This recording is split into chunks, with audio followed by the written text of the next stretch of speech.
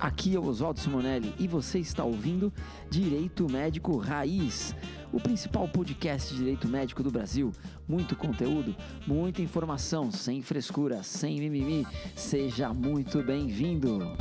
Olá, sejam todos muito bem-vindos. Esse é o nosso podcast Direito Médico Raiz, o podcast mais completo desse Brasilzão sobre direito médico. Eu sou Oswaldo Simonelli. Estou aqui para trazer para vocês algumas informações de forma mais descontraída, em formato aí de bate-papo, para a gente poder conversar um pouquinho sobre o direito médico, sobre assuntos importantes, notícias, a minha opinião, enfim, a respeito de alguns assuntos. E para mim é muito importante ter essa sua audiência, a gente poder estar junto aqui, eu fazendo companhia e vocês também me acompanhando, certo? Para quem não assistiu, essa é a nossa segunda temporada, hein? Já tivemos uma primeira temporada com 7 episódios aí, sensacionais. Responsabilidade civil, direito médico preventivo, plano de saúde, processo ético na medicina, diversos assuntos. Então, se você não acompanhou, tanto no canal do YouTube, quanto nas principais plataformas de podcast, tá bom? Deezer, Spotify, Apple Podcasts, Google e por aí vai. Então procure lá Direito Médico Raiz, Oswaldo Simonelli, você vai encontrar todo o nosso conteúdo. E para nós aqui é um prazer darmos início então a essa segunda temporada. Temos muitos assuntos aí a respeito do direito médico e é isso, estaremos juntos aqui nessa nossa segunda temporada. Esse é o nosso episódio número 1 da segunda temporada e eu estou sempre muito bem acompanhado aqui com a minha equipe. Tudo bem aí? Olá, seja muito bem-vindo, seja muito bem-vinda. Meu nome é Camila. E vamos iniciar essa nossa primeira temporada falando de direito médico em tempos de pandemia. Deixa eu fazer uma pergunta. O que você acha que vai ser do direito médico ou o que está sendo do direito médico depois dessa pandemia do coronavírus? Qual é a sua visão sobre isso? Pois é. Na verdade, nenhum de nós acho que vai conseguir sair dessa pandemia como entramos, né? Todos nós passaremos por mudanças, sejam elas aí de ordem financeira, infelizmente, né? De ordem psicológica, enfim. Mas o fato é que o direito médico nunca mais vai ser o mesmo. A meu ver, nunca mais o direito médico vai ser o mesmo. Basta a gente analisar agora, né, ou nos cabe analisar agora, se ele vai sair melhor ou pior, né, dessa crise. Eu, particularmente, depois de 20 anos aí de atuação no direito médico, nunca vi um momento nesses 20 anos, acredito que antes disso também não tenha tido, nunca consegui enxergar, né, o que eu estou vendo agora, essa mobilização em torno do conhecimento na área do direito médico. As pessoas estão cada vez mais interessadas. Claro que tem ônus e bônus, né? A gente, de maneira negativa, a gente tem visto surgir um monte de especialistas do achismo, né? Então são as pessoas que, inclusive, dão entrevistas, vão em jornais, em portais da internet, e eu acho que não é assim, eu acho que isso está errado, tal, e não conhece a fundo a relação médico-paciente, não conhece as bases do direito médico, né?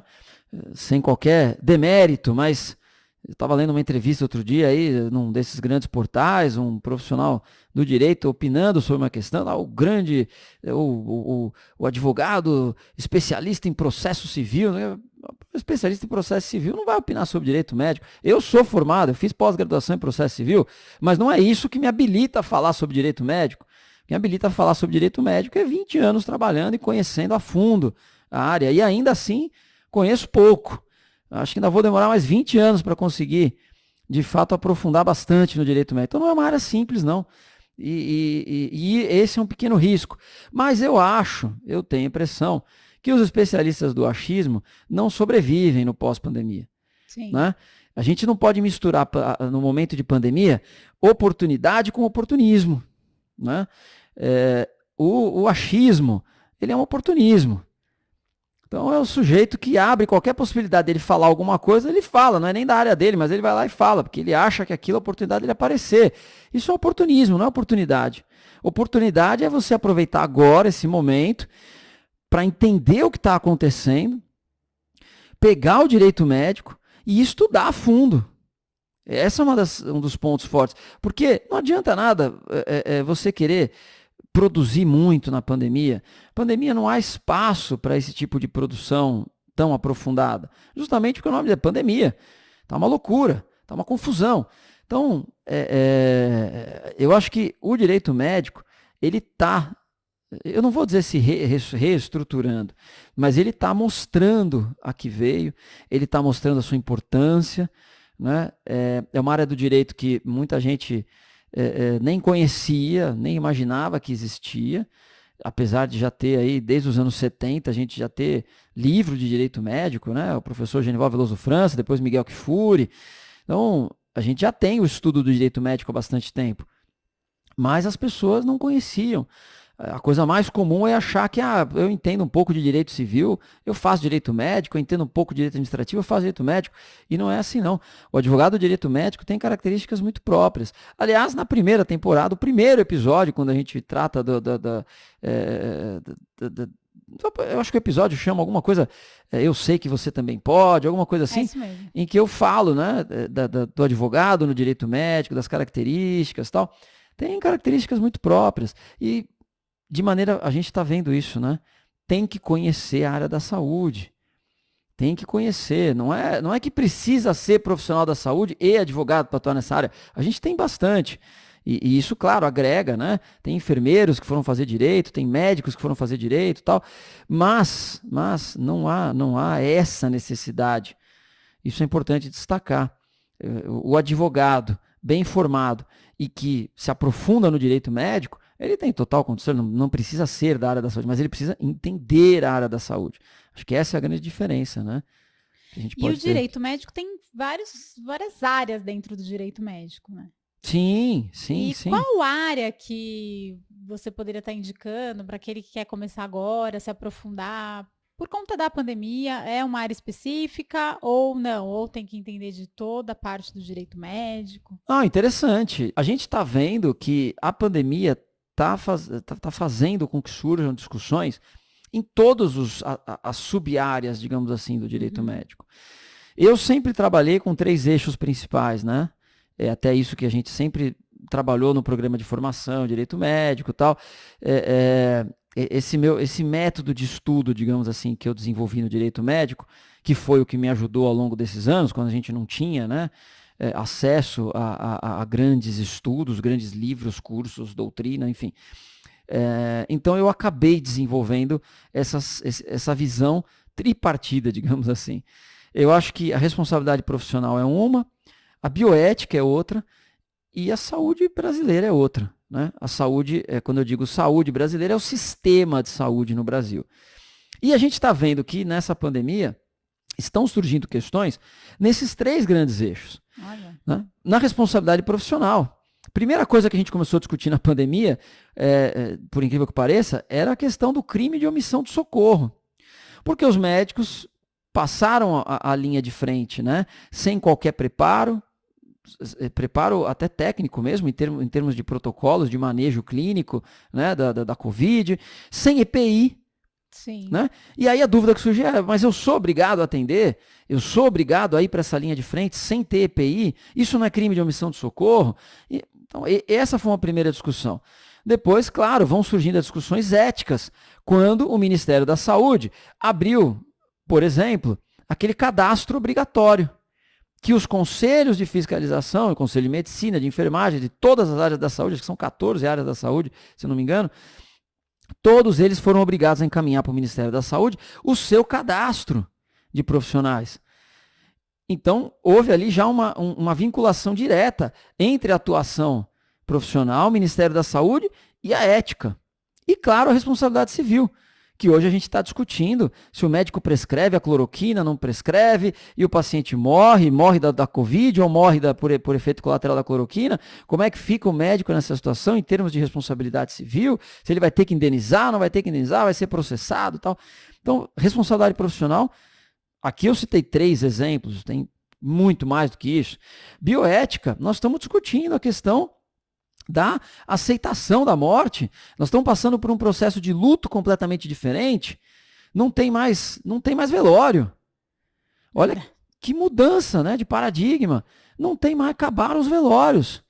Os velórios que costumavam durar 24 horas, né? Começava num dia, atravessava a noite toda até o enterro no dia seguinte, porque é cultural, né? Do Brasil, é uma cultura brasileira, né? Em termos de velar o corpo, né? Não tem mais. Isso tem tudo a ver com o estudo da bioética, com a aceitação da morte, fora as questões de termo de consentimento, a própria discussão quanto aos recursos escassos na área da saúde, se não tem leito, como é que o médico escolhe? A gente já tem protocolo hoje, né? A Sociedade Brasileira aí de Medicina Intensiva já fez um protocolo falando mais ou menos como isso deve ser observado, né? Para dar um suporte para os médicos, alguns critérios objetivos para decidir quem vai usar o respirador, quem vai para o leito de UTI, quem vai ser entubado, porque nós estamos chegando já próximo e talvez, dependendo de quando, né, você estiver ouvindo esse podcast, pode ser que a gente já tenha chegado nesse momento, ou tomara que a gente não chegue, mas tudo indica que a gente está chegando em alguns lugares na falta de leitos. Vai acabar, não vai ter leito para todo mundo. Então são dilemas bioéticos, que a bioética tem ferramentas e mecanismos para estudar, né? Tem métodos científicos, né, deliberativos em bioética. E por fim, claro, nós estamos aprendendo a estudar a saúde brasileira, o sistema de saúde brasileiro. Está todo mundo aprendendo muito sobre SUS. Está todo mundo aprendendo sobre planos de saúde, né? A atuação complementar na saúde. Então, esses 3 eixos de estudo do direito médico, dentro desse momento de pandemia, a mim, nesse momento, me alegra ver que esses 3 eixos são, de fato, os que eu imaginava, né, que seriam os eixos fundamentais de estudo no direito médico. Eu fico feliz por ver, não fico feliz pela pandemia, pelo amor de Deus, né, não é isso não. Mas eu fico feliz de ver que eles colocados à prova no dia a dia mostram para mim, né, que é isso. São os 3 eixos de estudo do direito médico. A gente não vai sair deles. A gente pode fazer variações dentro deles, claro. Mas esses 3 grandes eixos, para quem quer entender o direito médico, estão postos, estão aí. É responsabilidade profissional, bioética e sistema de saúde brasileiro. Né? É isso, né? Então não existe só uma parte, tem que entender o todo mesmo, né? Tem que entender do todo, mas assim, claro que depois cada um, eu, por exemplo, sou um fã da bioética. E nunca me impediu de estudar responsabilidade civil, nunca, obviamente, me impediu de estudar responsabilidade ética, né? Mas eu sou um fã da bioética, então sempre que posso eu aprofundo um pouco o estudo de alguma área. Né? Gosto de terminalidade da vida, que foi o tema da minha dissertação de mestrado. Então, mas a base, né? Você tem que ter uma base sólida de estudo. É isso que vai diferenciar o profissional do direito médico dos especialistas do achismo. É isso que vai diferenciar. Né? O pessoal que é especialista do achismo vai ouvir lá sobre a responsabilidade civil do médico, tal, e vai falar alguma coisa. Mas não tem a base.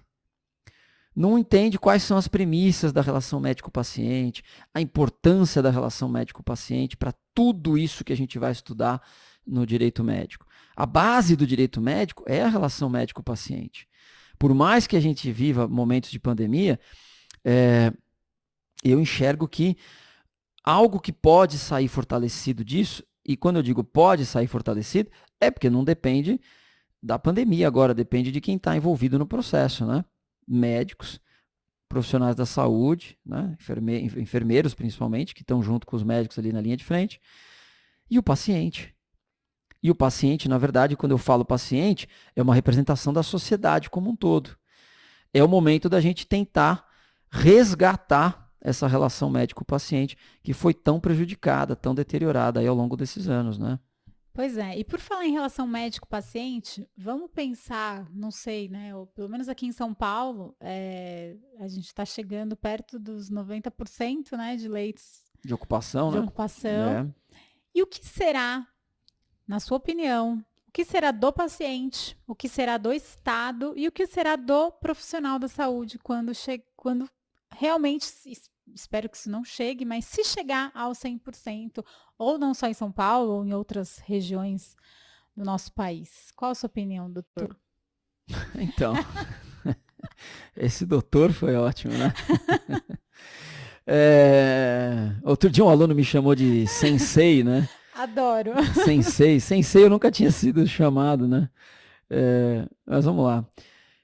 Nós estamos chegando, na verdade, assim, em alguns locais, e São Paulo parece ser um deles, né? Naquele tal colapso do sistema de saúde.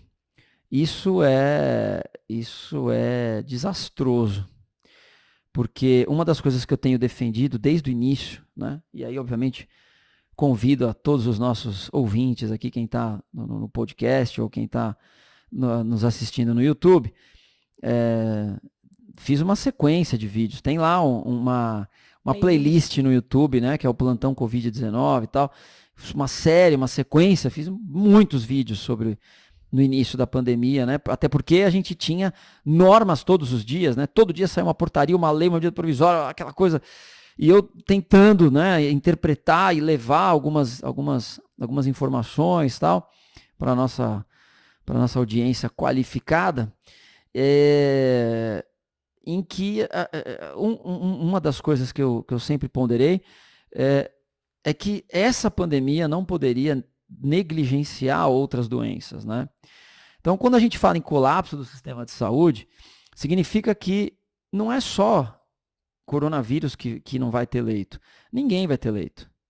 Então, o sujeito infartou na casa dele, não vai ter leito. O sujeito teve um AVC, não vai ter leito. O sujeito teve uma crise hipertensiva, não vai ter leito. O sujeito teve uma descompensação da diabetes, não vai ter leito. É isso. E, obviamente, os pacientes com coronavírus. Então, as pessoas vão começar a morrer. Mas vão começar a morrer de mortes evitáveis. Esse que é o grande nó da história. As pessoas vão... Porque morrer, todo mundo vai morrer um dia, né? Pelo menos atualmente, eu não sei, né? De repente alguém vai ouvir esse podcast daqui 50 anos, já acharam aí o segredo da vida eterna, né? Mas por enquanto, nós estamos em 2020, não há vida eterna. Então, as pessoas vão morrer. O fato é que vão começar a morrer de mortes evitáveis. E esse é que é o grande problema em termos de sociedade, em termos até aí sim de bioética e tal, né?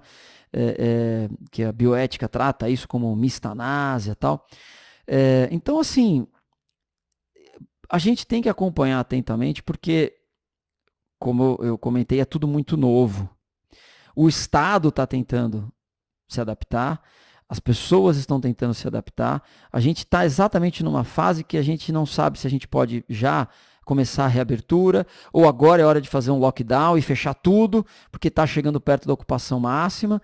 O fato é que, assim, numa escala, né, a gente trazendo isso para dentro do direito médico, e a gente pensa, né, em termos de responsabilidades, né,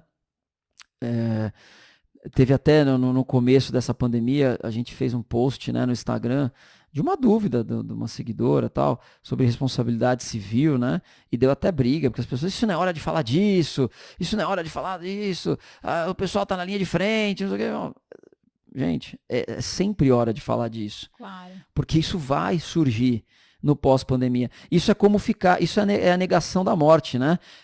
Semelhante, você fala, não fala de morte, porque senão a gente morre. Não fala disso, senão acontece. Né? Com todo respeito, o direito mas médico... já está acontecendo, né? A gente vê uns noticiários e tal, no interior, e aí o paciente começa a brigar porque não tem leito, e já está culpando o hospital, e está culpando o médico. Já quer fazer boletim de ocorrência e tal.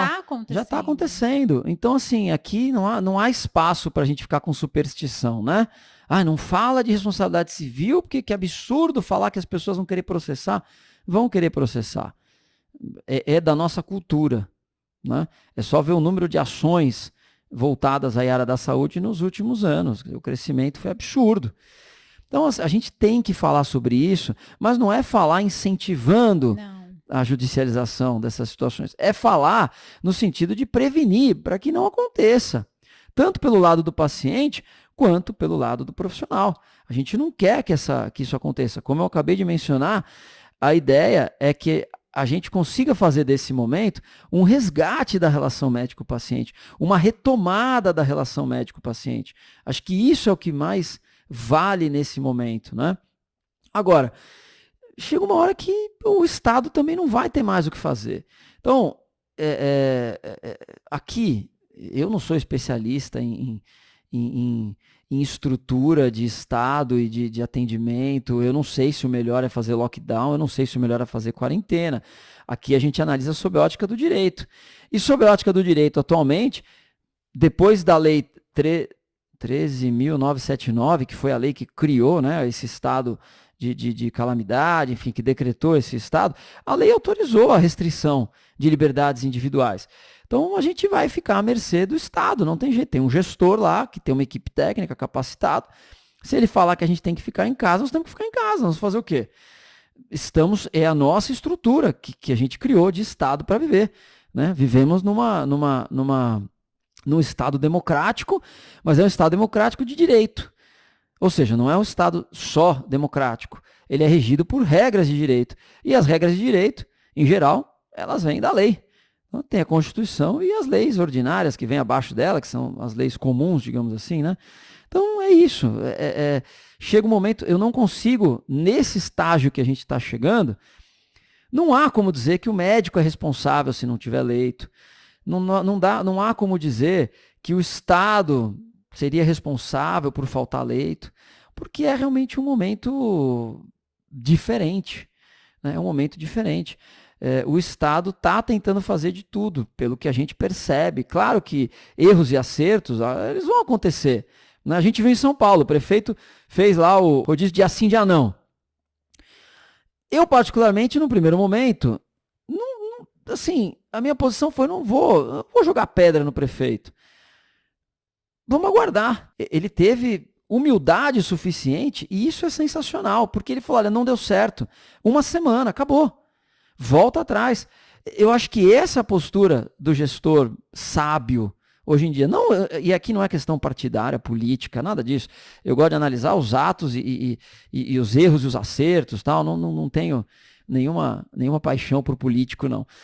Mas acho que ele agiu bem, ele foi sábio. Ele poderia ter sido cabeça dura e ficar, não, agora que eu coloquei essa ideia na cabeça do rodízio, eu vou até o final, eu vou até o fim. Não foi, ele parou ali na hora. Aí ele teve outra ideia, vamos antecipar os feriados. Foi uma outra ideia. Estamos num período aí em que a capital tá fechada em termos, né, não é dia útil, foi considerado feriado. Então, tudo isso, a gente vê que o gestor está tentando. Claro que ele deve ter cautela, porque qualquer ato gera grande repercussão, não é um ato individual, isso gera uma repercussão dentro da sociedade, dentro da coletividade, né? Mas eu acho que agora é hora da gente observar, né? E ver como vai ser o desenvolver das coisas. É tudo muito novo, né? Tudo muito novo.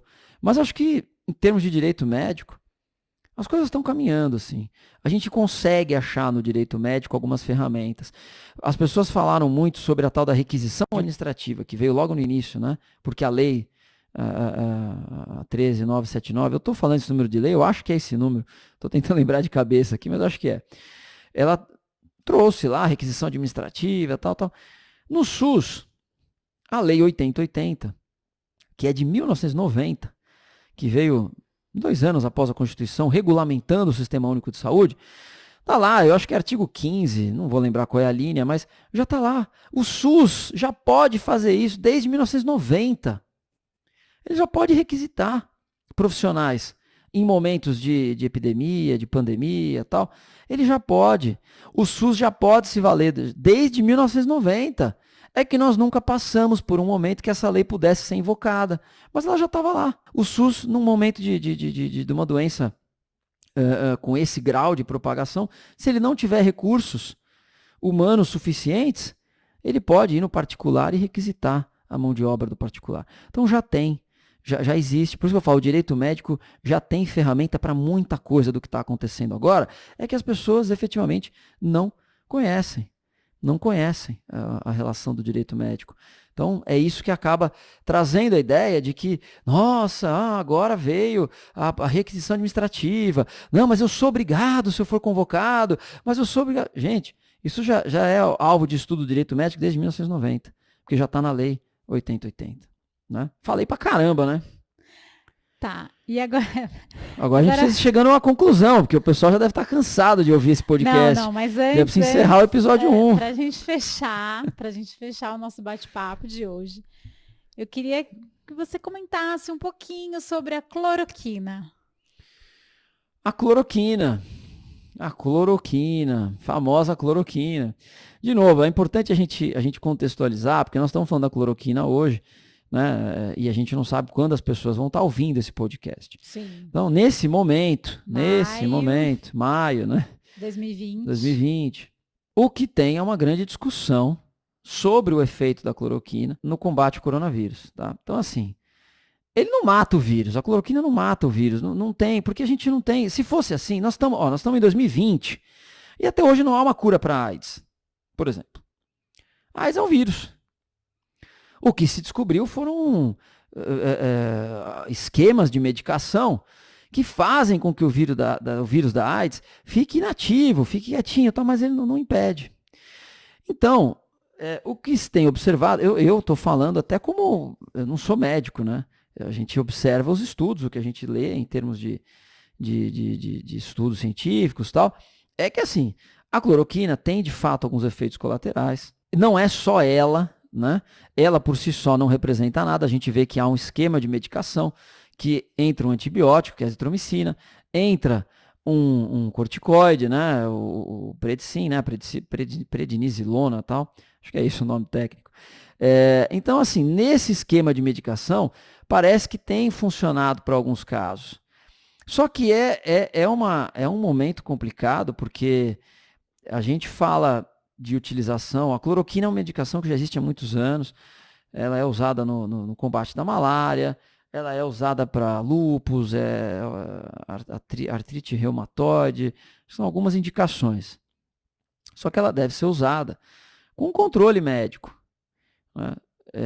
Tem gente que não consegue, que tem que mudar a medicação, porque a cloroquina começa a trazer efeitos colaterais. A grande preocupação é a liberação irrestrita dela. Acho que isso é que tem que se ter muita cautela. A utilização dela em casa, né? Fora do ambiente hospitalar. Porque a gente não sabe ainda, né? Por mais que a gente tenha visto, tem gente que fala, mas é uma medicação que está aí há mais de 20 anos. Mas lê a bula da Novalgina para ver quanta coisa horrível que tem lá. Mas lê a bula... Sim.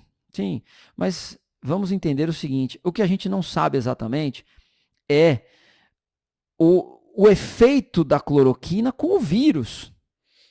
Não sabe qual é. Né? A gente não sabe. Pode ser que potencialize algumas coisas, né? Pode ser que potencialize alguns efeitos colaterais. Já se sabe que com a malária a cloroquina funciona bem. Legal. Mas com o coronavírus a gente não sabe. Então, não adianta eu chegar na farmácia e falar, sei lá, me desce aí 10, 15 remédios aí que eu estou com sintoma de coronavírus, eu vou ficar tomando todos eles e vou ver se eu melhoro com algum. Né? Então, não é assim que funciona a ciência médica. Então, a gente sabe que obviamente, não dá para ficar esperando grandes estudos científicos a respeito de uma medicação no momento de pandemia.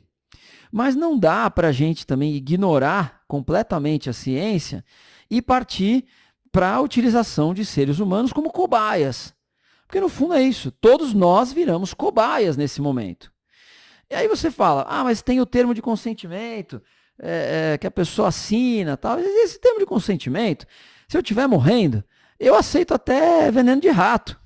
Se alguém falar que o veneno de rato tem chance de me curar e eu estou morrendo, eu vou tomar. Então eu não estou consentindo com nada. Eu não estou tirando a responsabilidade do médico porque eu estou assinando o termo de consentimento. Não estou. Definitivamente não estou. Eu estou dizendo que no máximo eu estou ciente dos efeitos colaterais. Mas, obviamente, eu não tenho escolha. Né? Da forma como é colocado, eu não tenho escolha. Então, eu acho que os protocolos estão avançando. A primeira orientação do Conselho Federal de Medicina foi para a utilização em casos graves, em casos médios, né? Em que você já começa a ter a síndrome aguda, já começa a desenvolver ali o pulmão ficar contaminado e tal. E aí tem se mostrado, em alguns casos, aí, eficaz. Em casos leves, eu particularmente tenho medo ainda, porque a gente não tem Primeiro que casos leves é um conceito subjetivo, na medida em que não está sendo testado todo mundo. Então pode ser que o cidadão não esteja com corona. Ainda mais nessa época que a gente está agora, em maio, pode ser que seja uma gripe mesmo, comum. E aí você vai meter a cloroquina com azitromicina, com prednisona e tal, com o Predsim. Será que é viável? É essa a dúvida que eu tenho. Quando a gente fala do uso da cloroquina, é o que a gente chama no direito médico de medicação off-label. Já existe isso. Em ambiente normal de temperatura e pressão, né, como eu costumo brincar, a medicação off-label ela já é possível. Né? O que é o off-label? É fora da bula. Porque o que é a bula? A bula é o documento que serve de registro do médico na Anvisa, que demonstra ali os estudos que foram feitos para que aquele medicamento fosse registrado. Então você veja, vamos pegar a bula de novo então, você pega lá todos os efeitos colaterais da Novalgina. Foram efeitos colaterais que foram observados durante os ensaios e estudos clínicos para que a Novalgina fosse registrada. Então, para as finalidades que ela está ali, tirar a dor, está lá. Só que durante os estudos verificaram todos aqueles efeitos colaterais. No caso da cloroquina, mesma coisa. Todos aqueles efeitos colaterais, mas direcionados a aquela finalidade. Tratar a malária, por exemplo. Então, registrou para a malária destacando que, olha, em casos X e X assim, durante todos os ensaios apareceram esses efeitos colaterais. No tratamento do corona, nós não sabemos os efeitos colaterais. Porque não há ensaio clínico suficiente para saber a interação da cloroquina com esse vírus. Então a gente não tem. Então é uma medicação que tem que ser, a meu ver, se está se mostrando eficaz em alguns casos, ela tem que ser adotada num ambiente hospitalar, com o respectivo controle dos sinais vitais da pessoa, dos batimentos cardíacos, da função renal, da função hepática, da função ocular, porque também há a possibilidade de perda de visão. Isso tudo tem que estar sendo acompanhado, monitorado. Acho arriscado o médico receitar isso e mandar a pessoa para casa para tomar. Talvez a gente vá chegar nisso quando? Quando acabarem os leitos. Aí a gente vai chegar nisso. O médico vai dizer, olha, está aqui a prescrição, compra na farmácia essa medicação e vai tomando em casa. Fazer o quê? Aí começa o risco, né? É uma opção, né? Aí começa o risco. Mas, assim, eu particularmente sou mais cético com essas coisas, né? Eu acho que esse tipo de utilização de medicação off-label, em larga escala, como está sendo feito, né? Porque uma coisa é o médico prescrever o off-label dentro do consultório, né? Então ele tem lá uma medicação que serve para uma determinada doença, uma patologia, ele utiliza em outra, mas ele está acompanhando aquele paciente no dia a dia e tal. Em larga escala, nós não vamos ter controle algum, né? Controle algum. Vai ter gente, de repente, que morreu de parada cardíaca, mas estava tomando cloroquina, mas não se sabe se foi por causa disso, ou se ela já tinha mesmo um problema cardíaco ou não, tal, porque não vai ter o rastro, né, digamos assim, do ensaio, da pesquisa clínica. É uma utilização totalmente sem um controle, né? Isso é que me assusta um pouquinho. Mas é guerra, né? Então, na guerra, às vezes, a gente tem que utilizar algumas armas que não estavam previstas no início do combate, né? Vamos continuar observando. Eu acho que a gente tem que... Até porque médico, em geral, médico não é cientista, né? Por isso que serve o registro na Anvisa, porque aí o médico sabe que está registrado e ele pode prescrever. O médico, hoje na linha de frente, todas as especialidades médicas estão atendendo. Ortopedista está lá atendendo a linha de frente. Psiquiatra está lá atendendo a linha de frente. Agora, você pedir para um psiquiatra, por exemplo, formado, tal, que sempre trabalhou com psiquiatria, para você pedir para ele analisar uma bula de uma cloroquina ou hidroxicloroquina, né, que é o menos tóxico, né, e fazer uma aplicação num paciente, né, diante de uma análise farmacológica, ele não vai ter habilidade para isso, ou há grande chance de que ele não tenha essa habilidade, porque ele não é cientista. A indústria farmacêutica, quando vai elaborar esse tipo de medicamento, eles têm médicos lá que se dedicam à pesquisa clínica. O médico, em geral, não faz isso no dia a dia. né? Ele segue aquilo que o remédio tem a indicação. Então não adianta jogar era esse o ponto que eu queria falar, não adianta jogar essa responsabilidade para a mão do médico. Se o médico achar que é o momento, receite a cloroquina. Ele não sabe quando é esse momento, porque é uma medicação que não tem registro para isso. Então ele não sabe quando é. Alguém tem que fazer um protocolo rígido, rigoroso e assumir a responsabilidade por esse protocolo, dizendo, faça isso. Porque a gente tem protocolo para as outras doenças. A dengue tem protocolo. Tudo que envolve o ambiente hospitalar é feito de protocolos justamente para que as pessoas possam seguir com segurança. E no momento que alguma coisa acontecer, um resultado acontecer que não era o previsto, o esperado, eu segui o protocolo certinho. E isso exime o profissional de responsabilidade. O seguir o protocolo exime de responsabilidade. Quando ele não tem protocolo e alguém fala assim, tá no seu critério usar, hein? Pô, isso é muito fácil, né? É muito fácil tirar a responsabilidade das costas e transferir para o médico. Falei demais de novo. Bom, gente, muito obrigada. É isso. Vamos encerrar? Vamos encerrar, né? Senão o pessoal cansa, desliga, não quer ouvir o próximo. Deixa pro episódio 2. Esse é só o episódio 1. Não é isso? É isso aí, gente. Muito obrigada pela companhia e até o próximo episódio. Muitíssimo obrigado, Direito Médico Raiz. Fiquem aí com o nosso podcast. Quem está ouvindo, vá no YouTube para ver. Quem está vendo, vá no podcast para ouvir. E não deixem de se inscrever no canal do YouTube. Não deixem de assinar os podcasts aqui para ficar acompanhando. E quem não participou da primeira temporada, repito, volte, porque os episódios lá estão sensacionais, tá bom? Direito Médico Raiz. Muitíssimo obrigado pela sua companhia. Até o próximo. Valeu.